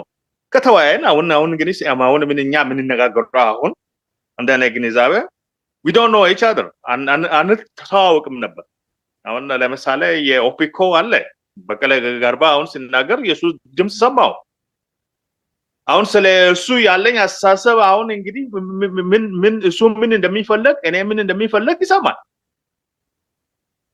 ወደ ሌላ አካባቢ አሁን ወንድሜ የተናገረው ከደቡብ ኢትዮጵያ የተናገረው ያ እንግዲህ ተመሳሳይነት ያለ አስተሳሰቦች ስለሆኑ ቅራኔዎችን ትንሽ ፑሽ ያደረገ አፕሮች። ዋና ነገሩ ግን ፎረም መፍጠርና ውይይቶችን ማድረግ ነው። ምክንያቱም በውይይቶች ላይ ሀሳቦች ይወጣሉ፣ ሀሳቦች ደግሞ ይፋጫሉ።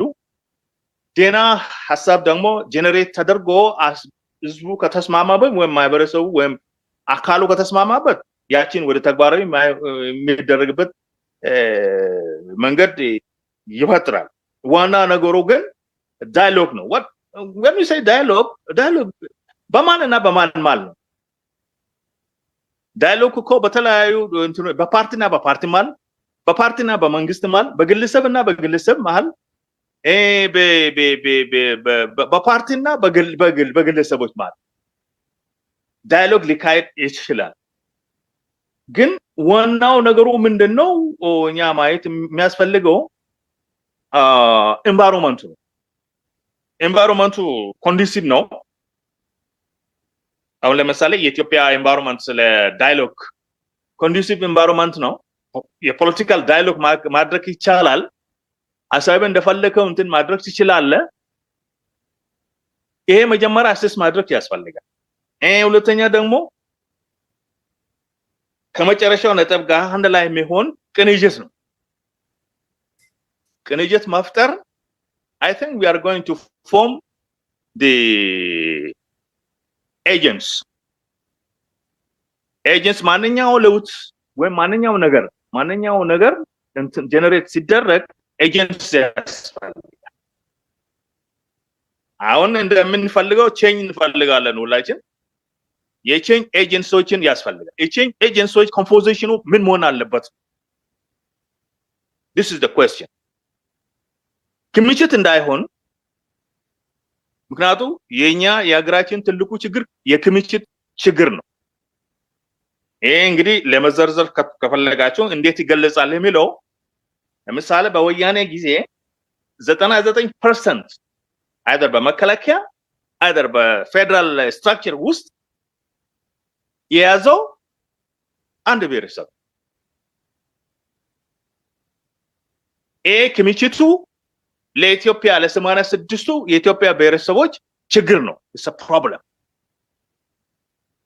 ምክንያቱም ኢትዮጵያ በተለያዩት ወይም በአንድ ብሔር ብቻ ሊወክል አይችልም፣ በአምስት ብሔር ብቻ ሊወክል አይችልም፣ በክምችትም ሊወክል አይችልም። ኮምፖዚሽኑ ስብጥር መሆን አለበት። ስብጥሩ ደግሞ አካልን አቅምን ያገናዘበ መሆን አለበት። ዝም ብዬ አይደለም። እኔ እንደ ወያኔ ሲገባ ያን ጊዜ ገበሬዎች ሁሉ እኮ ለምን ስልጣን አታመጡም እያሉት ነበር። but nowadays in Ethiopia ብዙ ሰው ተምሯል። ኋላቀር ባለው የነበሩት ወጣው የተማረ ሰው ይላል። ጫፍ ላይ የደረሱት ደግሞ አሁን ደግሞ በጣም ዳይናሚክ የሆኑ ሰዎች አሉ። እነኚህ የማሰባሰባቸው ጉዳይና ወደ አንድ ፎረም የማድረግ ጉዳይ ቅንጅትን ቶሎ እንትን ሊያደርግ ይችላል። ሌላ ትልቁ የኛ ችግር ግን ፍርሃት ነው። በመሃላችን ችግር አለ። there's a problem ኢትዮጵያ ውስጥ። ለዚህ ችግር እኛ እንጫዋለን፣ ግን መደፋፍራችንን ሐሳባችንን ለማሸራሸር ልክ አሁን ልደቱ እንዳደረገው ልደቱ እኮ አሁን for the first time ለኮሙኒኬሽን ማለት በጣም አስፈላጊና የተበታተኑ ድምጾችን ወደ አንድ ማምጣት በጣም አስፈላጊ መሆኑ የገነዘበ ሰው ክሬዲት መስጠት የሚያስፈልግ ሰው ያስፈልጋል። ግን ይሄንን የኛ ካልቸር አይደል። እኛ እኮ ዛሬ የሚሰራ ነገር ለነገ እናሳልፈዋለን። let me tell you one thing እኛ አውሮፓ ስንማር ማታ የተማሪዎች እንትን ነበረ፣ ሬስቶራንት እንገባለን። ሌሎች ከዌስት አፍሪካ የሚመጡ ሰዎች ተሰባጥረው ነው ከነጮች ጋር ተቀላቅለው ነው እንትን የሚሆኑ። የኛ ሰዎች ግን አንድ ላይ መሰባሰብ ይፈልጋሉ። it's good። የኛ የመጨረሻው ግን መጣላት ነው፣ መቀያየም ነው። የእግዚአብሔር ወሬ የሚባል ነገር በእኛ ውስጥ የለም። የኛ ሰው አንዴ በተሰባሰበ ቁጥር የምንለያየው በመቀያየም። እቺ ካልቸር እንትን ማድረግ አለ። እቺ ካልቸር ነው አሁን ወደ ፍርሃት የገባ። ፍርሃቱ ደግሞ ወደ ፉክክር ገብቷል።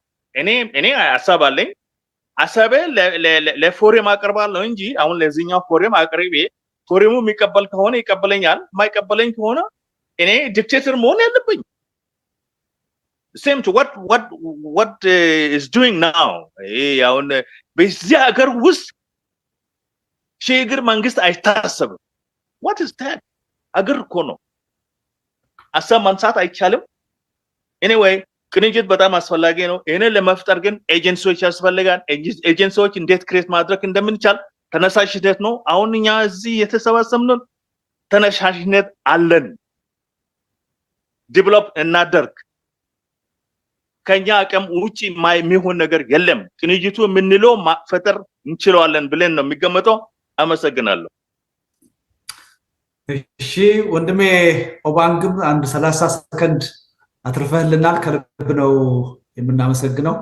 በሰዓትህ ነው የጨረስከው። እሺ ከዚህ ቀጥሎ ምናልባት እየሰማሽን ከሆነ ዶክተር ራሄል ገብተሻል ይመስለኛል፣ ትታይኛለሽ። እየሰማሽን ከሆነ እስቲ ካሳ መኖሯን ለወቅና አንድ ጊዜ ዶክተር ራሄልን አስተዋውቃለሁኝ። ቼክ አድርግልኝ አንድ ጊዜ። አዋሉ አንሚዩት ሪኩዌስት ልክ ያለው። ኦኬ ዶክተር ራሄል አንሚዩት አድርጊውና አንድ ጊዜ ማስተዋወቅ ይጀምራለሁ። ዶክተር ራሄል ታውቋታላችሁ። ኢትዮጵያ ውስጥ ያለች የፖለቲካ ሰው ነች።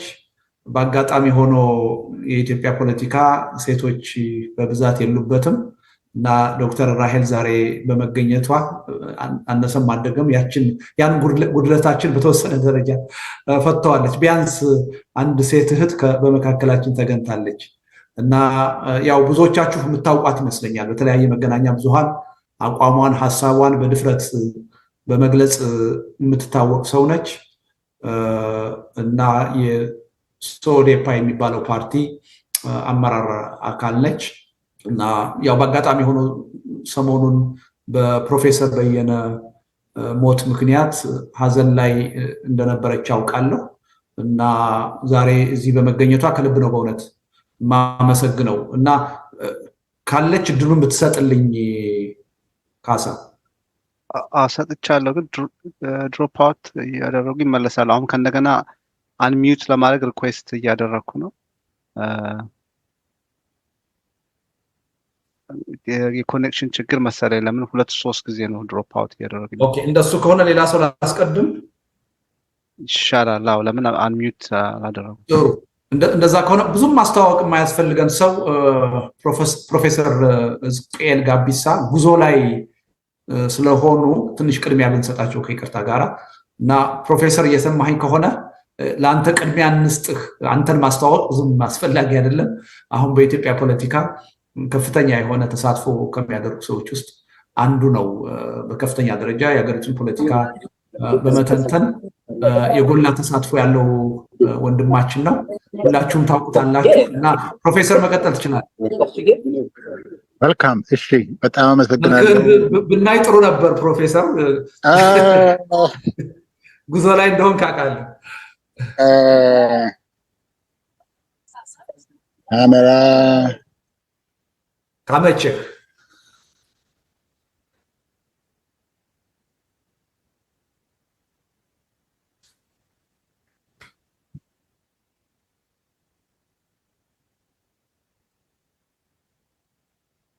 ፕሮፌሰር እየሰማህ ነው? ተቋረጠ?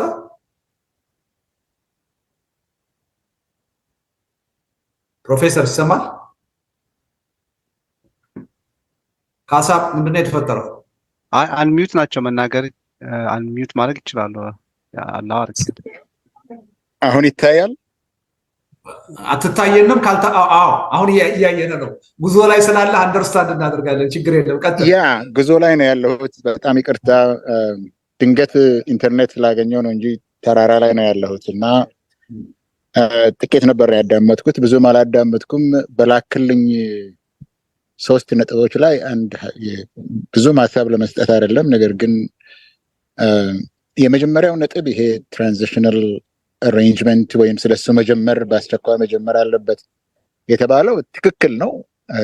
ያ ሂደት በ2018 የተጨናገፈው ያ ሂደት ወደዛ ሂደት ብንመለስ እንደ አገር፣ እንደ ህዝብ፣ እንደ ፖለቲካ ፓርቲዎች ወደዛ ሂደት ብንመለስ እና ወደ ዴሞክራሲያዊ ሽግግር ብንሄድ ያኔ በ2018 ተስፋ ሰጥቶ የነበረው እንደገና መመለስ ወደዛ እንኳን የመመለስ እድል ቢኖርን አሁን ከተጋረጠ የመበተን እና መበተኑም ደግሞ እጅግ አሰቃቂ የሚሆን አይነት መበተን ሊሆን የሚችልበት ሁኔታ ነው ያለው ሀገር ውስጥ። ወደዛ ከመሄድ ወደ ዴሞክራሲያዊ ሂደት መመለሱ በጣም አስፈላጊ እንደሚሆን ያው ሰው ሁሉ ያውቀዋል። ነገር ግን አሁን መሆን ያለበት ወደዛም ከመሄዳችን በፊት ወደ ብሔራዊ ድርድር ወይም ብሔራዊ ውይይትም ከመሄድ በፊት መኖር ያለበት የሰላም አጀንዳ ይመስለኛል። አሁን የሰላም አጀንዳን ይዘው መንቀሳቀሱ የሚሻል ይመስለኛል። በመጀመሪያ ደረጃ ላይ አሁን የመብት ጥያቄዎች፣ የዲሞክራሲያዊ መብት ጥያቄዎች፣ የሰብአዊ መብት ጥያቄዎች አይደሉም እንዲያውም ችግር ሆነው ያሉት። እርግጥ የራይት ቱ ላይፍ፣ ራይት ቱ ፒስ እነዚህ ሁሉ መሰረታዊ መብቶች ናቸው በአገራችን ውስጥ። ግን አሁን ያለው አንደኛ ጦርነት ቆመንበት በሚባልም ቦታ የተረጋጋ የፖለቲካ ሁኔታ አይደለም ያለው። ሌሎች ክልሎች ላይ ትልልቆች ክልሎች ላይ ግን እልም ያለ ጦርነት ነው ያለው ባልነበረበት። አሁን ሶማሌ ክልል ደግሞ እስካሁን ድረስ ለረጅም ዘመናት ብዙ የጦርነት አውድማ የነበረ ክልል፣ አሁን ግን ለጥቂት ጊዜያት እንኳን እንደ ሌላ ቦታ የታመሰ ያልነበረ፣ እሱም አሁን እንደገና የጦርነት ቀጠና እየሆነ እየሄደ ነው። በጦርነቱ እያለቀ ሳይሆን፣ ውጊያ እያለቀ ሳይሆን፣ መተላለቁ እያለቀ ሳይሆን እየበዛ እየሰፋ እየሄደ ነው የሚመስለኝ። ባልነበረበት ቦታ እንኳን እየደረሰ ነው። እርግጥ ከአፋር ጋራ የነበረው ግጭት እንደነበረ ሆኖ አሁን ደግሞ ከዛም የበለጠ የጦርነት አውድማ ሊሆን ነው እየሄደ ያለው። ስለዚህ የመጀመሪያው ነገር መሆን ያለበት ይዘን መነሳት ያለብን መንቀሳቀስ ያለብን እንደ አንድ የሀገር ልጆች የሰላም አጀንዳ መሆን አለበት። ይሄ ደግሞ የሰላም አጀንዳ በምልበት ጊዜ አሁን መንግስት እንደሚለው ትጥቅ መፈታት አለበት፣ ትጥቅ ካልተፈታ የሚለው ነገር ሳይሆን ሁሉም ባለበት ላይ ትጥቁን ይዞ ለሁሉም አጀንዳው የሰላም አጀንዳ መሆን ማለትም ባሉበት ቦታ ትጥቅም እንደታጠቁ ያሉ ሰላም የማስከበርን ሰላምን በየቦታው የማስከበርን ያ ሁሉ ብሔራዊ ጥቅም ለሁሉም የሚጠቅም ብሔራዊ ጥቅም ሀገራዊ ጥቅም ያለው ነገር መሆኑ ታውቆ መጀመሪያ ላይ ሰላምን የማስከበሩ ሰላምን የማውረዱና የማስከበሩ ነገር የሁሉም ሰው የሁሉም የፖለቲካ ፓርቲዎች የሁሉም ታጣቂ አጀንዳ ክፍሎች አጀንዳ መሆን አለበት የሚል ሀሳብ ነው ያለኝ የመጀመሪያ ላይ። ከዛ በኋላ ነው እንግዲህ ወደ መብት ጥያቄዎች፣ ወደ ዴሞክራሲያዊ መብት ጥያቄዎች፣ ወደ ሀገራዊ ጥያቄዎች፣ ወደ ፖለቲካዊ ጥያቄዎች መሄድ የሚቻለው። ይሄ መታገቱ ጦርነቱ በተነሳበትም ቦታ ጋብ ባለበትም ቦታ እንደ አዲስ እየተነሳበት ባለበት ቦታ በየቦታው ሰው ወጥቶ ለመግባት አቅቶታል። መታገት በየቦታው በዝቷል። በሚሊዮን የሚቆጠር ገንዘብ የሚጠይቅበት በዝቷል። ይሄ ነገር ከቆመ በኋላ ነው እንግዲህ ወደ ሽግግር አስተሳሰብ ወደ መብት ጥያቄ እንኳን ለመሸጋገር የሚቻለው። ስለዚህ የሲኮንሱ እንደዛ አይነት ቢሆን የተሻለ ይመስለኛል። ሶስተኛው ነጥብ የውይይት መደረግ አለበት። ይሄ እንግዲህ አገሪቷ ምን መሆን አለባት፣ ወደፊት እድሏ ምን መሆን አለበት፣ አገሪቷም በምን አይነት መንገድ የፖለቲካ አሰራር ብትዋቀር ነው እንደ አገር ልትቀጥል የምትችለው።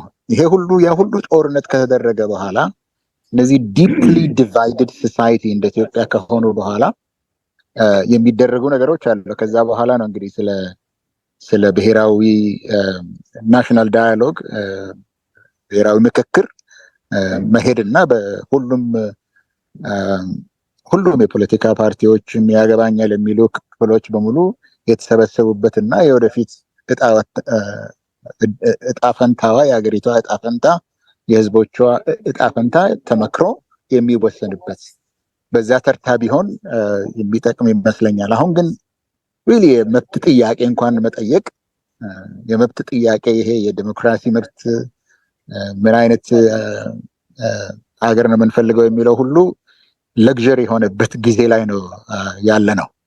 ስለዚህ የሰላም አጀንዳው ቢቀርብና ሁሉም በዛ የሰላም አጀንዳ ላይ መግባባትን ፈጥሮ ያንን አጀንዳ ይዞ መታገልን ቢቀጥል ነው የተሻለ የሚመስለኝ።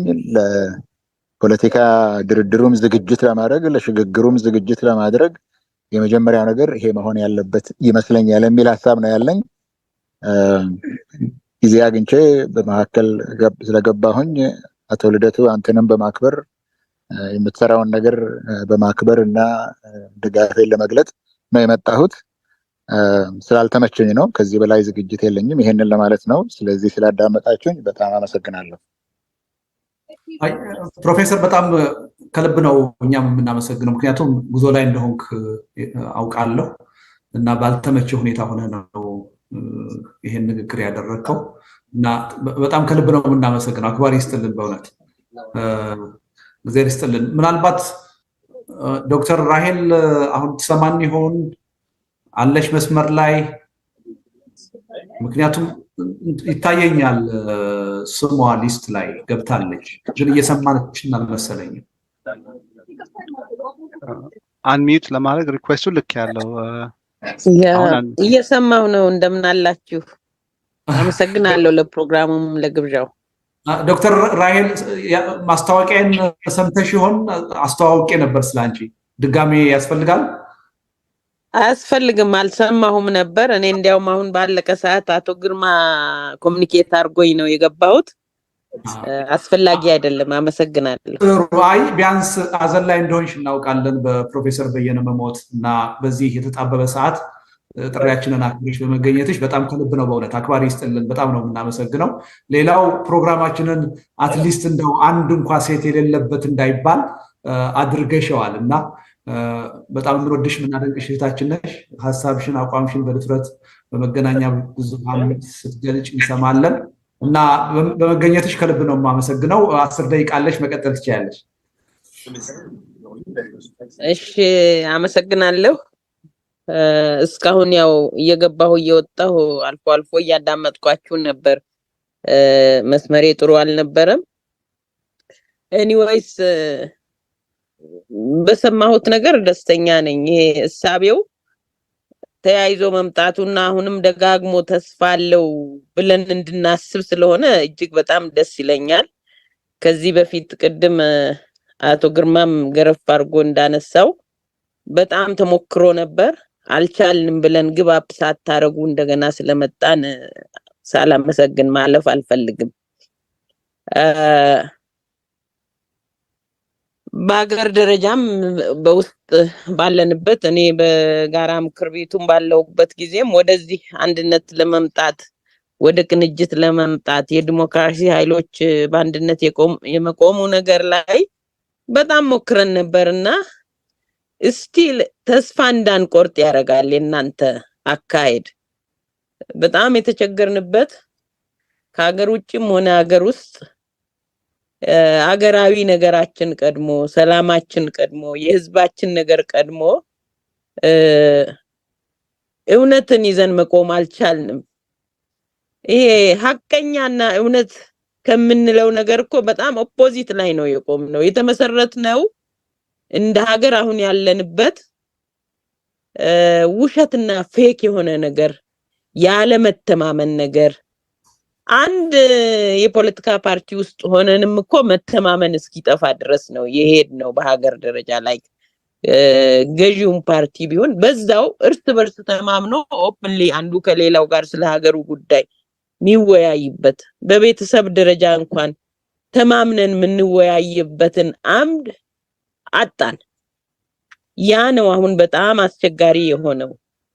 ግን ያንን ብለን ደግሞ ግባፕ ማድረግ ማይቻል ነገር ስለሆነ ነው እናንተን ከውጭ ሆናችሁ የሚያናግረው፣ እኛን ደግሞ ከሀገር ውስጥ ሆነን በዚህ ሁሉ አስቸጋሪ ነገር ስናልፍም ማቆም አልተቻለም። ይሄ አይቻልም፣ ደግሞ ግባፕ ማድረግ አንችልም። ቅድም ፕሮፌሰር ህዝቅኤልንም እየሰማሁ ነበር። ሰላም አሁን በእኛ ኮንቴክስት ስናይ እኮ ሰላም መኖር ምችለው ቤዚክ ነገሮች ሲመጡ ነው። አሁን ለምሳሌ ታጣቂዎች ጫካ ያሉት እዚህ ደግሞ በሰላማዊ ትግል እዚህ ያለ ነው። ሁላችንም ጥያቄያችን አንድ ነው። ላይክ ሰላማዊ የፖለቲካ መፍትሄ ፈልገን ብንፈታ መነጋገር ብንችል በሐቅ መቆም ብንችል ኖሮ እኮ በቀላሉ የሚታለፍ ነገር ነበረ። ያንን አልቻልንም እንደ ሀገር። ታጣቂዎቹ እንዳሉ ሆነው ትጥቃቸው ባይፈታ እንኳን እዛው ሆነው ያነሱት እሹ እዚህ ሀገር ውስጥ በሰላም በመንግስት ስርዓት ውስጥ አስተዳደር ውስጥ ስለሚኖር ሰው ጉዳይ ነው፣ አጀንዳችን ነው ብለው የገቡትና እሱ አጀንዳ እዚህ ካሉት ጋር ከሰላማዊ ትግል ታጋዮች ጋር ከህዝቡ ጋር መነጋገር ቢቻል እኮ ያ በሐቀኛ ንግግር እየተፈታ ቢሄድ ኖሮ የትጥቁ ጉዳይ እኮ በራሱ ይፈታ ነበር፣ ምንም ድርድር ሳያስፈልግ። እና ላይክ እነዚህ ነገሮች አልተሳኩም። መተማመንን መፍጠር በጭራሽ እየሰፋ ሄደ። እንግዲህ ብዙ ጊዜ ተሞክሮ እስቲል ያንን ካላመጣን እንደማንፈታው እያየን ነው። እንዴት እናድርግ? እንዴት እንተማመን? በጥቂት እንኳን ተይዞ እያደገ መሄድ ችሎ ቢሆን ኖሮ ይፈታ ነበር ኦፍ ኮርስ። ግን በዋናነት እንደ ሀገር ያጣናት እቺ ናት። ደግሞ ብዙ ጊዜ ስለ ህዝብ እናነሳለን። ህዝባችን ባካፕ ቢያደርግ፣ ህዝባችን ይሄንን ቢያደርግ የሚል ነገር አለ። በጣም ሰርፕራይዚንግሊ የሚገርም ነገር በራሱ ህይወትና ንብረት ላይ እየመጣ እኮ መናገር ያልቻለ ዜጋ ነው የያዝነው ካለው እውነታ የተነሳ። ላይክ ሁሉንም አጥቶ መኖርን የሚፈልግ መኖርን ፈልጎም ደግሞ መኖር ማይችል ነገር ግን ሰየለለው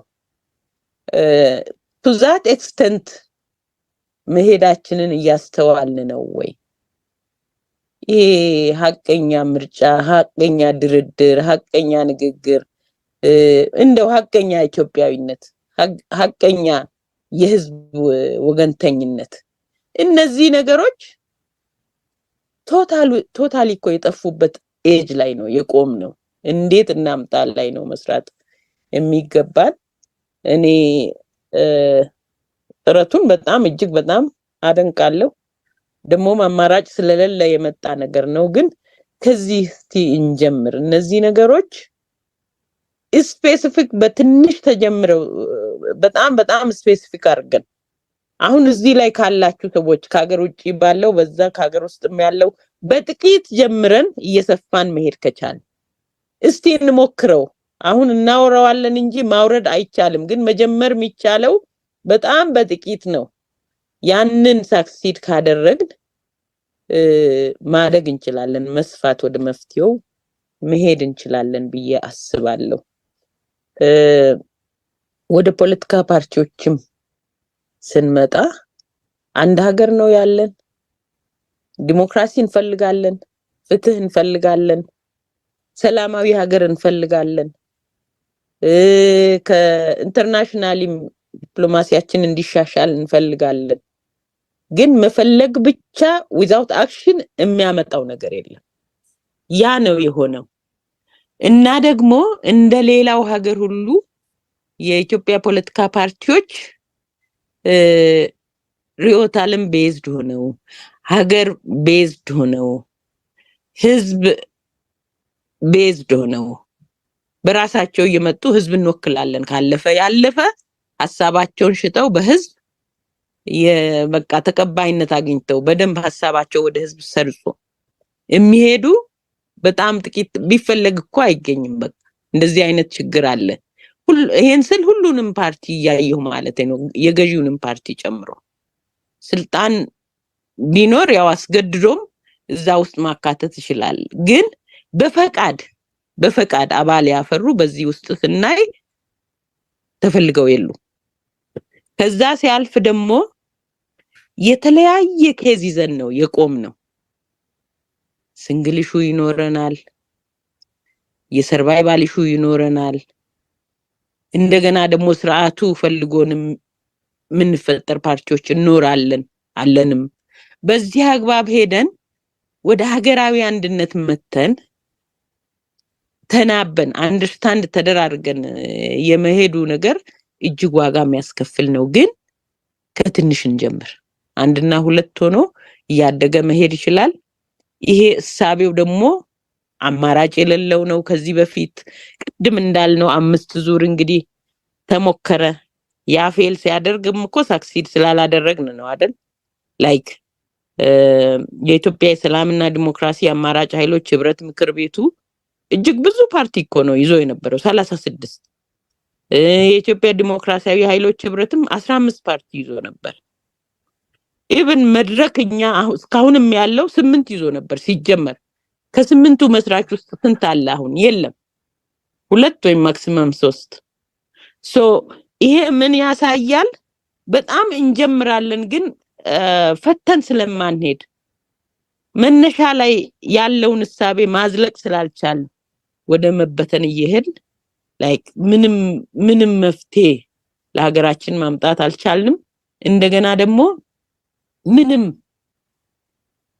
ማንም ምንም አያመጣም፣ ምንም መስራት አይቻልም እስከሚል ድረስ ያደረሰን ይሄው አካሄዳችን ስለሆነ አይ ቲንክ አሁን መጀመሪያ ችግራችንን አክናውሌጅ ካደረግን ወደ መፍትሄው እንሄዳለን።